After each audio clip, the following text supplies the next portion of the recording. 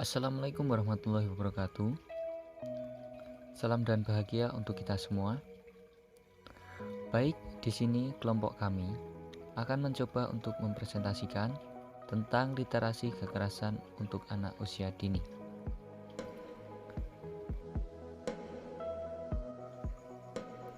Kekerasan merupakan perilaku tidak pantas, merugikan dan membahayakan secara fisik, finansial, dan psikologis yang dialami secara individual atau kelompok. Agresivitas merupakan tingkah laku menyerang baik secara fisik maupun verbal, atau baru berupa ancaman yang disebabkan adanya permusuhan. Tingkah laku ini seringkali muncul sebagai reaksi emosi anak terhadap frustasi. Misalnya, karena dilarang melakukan sesuatu, biasanya tingkah laku yang muncul pada anak adalah marah secara verbal maupun menyerang,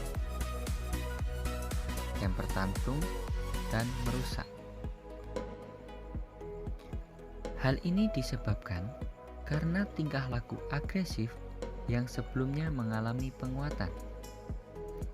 Tingkah laku orang tua juga merupakan model yang paling efektif bagi anak. Acara di televisi itu memberikan ide yang menggunakan cara yang sama dengan yang digunakan oleh tokoh yang dilihat di luar kaca dalam mengekspresikan kemarahan.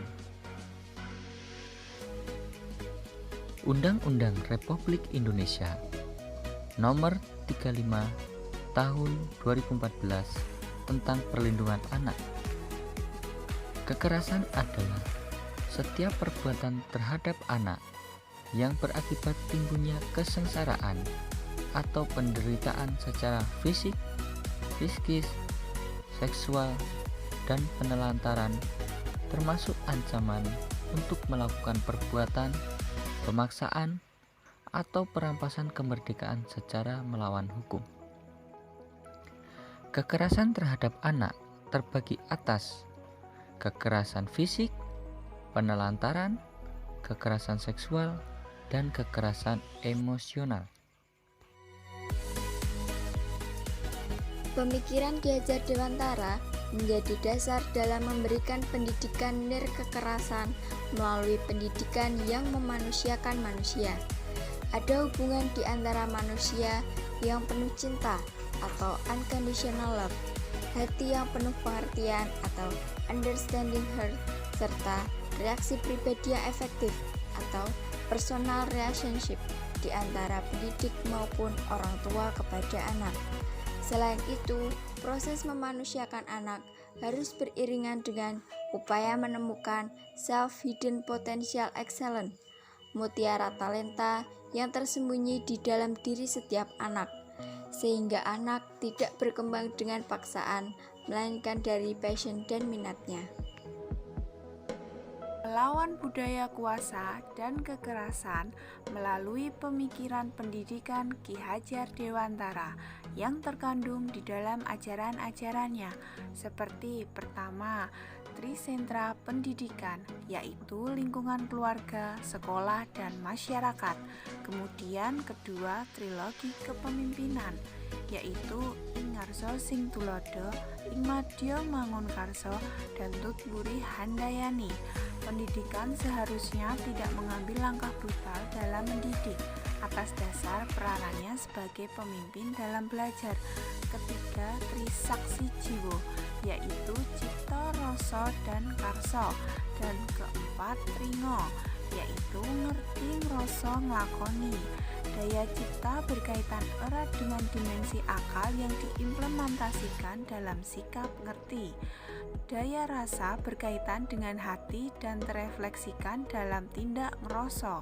Sedangkan daya karso erat hubungannya dengan dimensi perilaku dan termanifestasikan dalam tindakan nglakoni.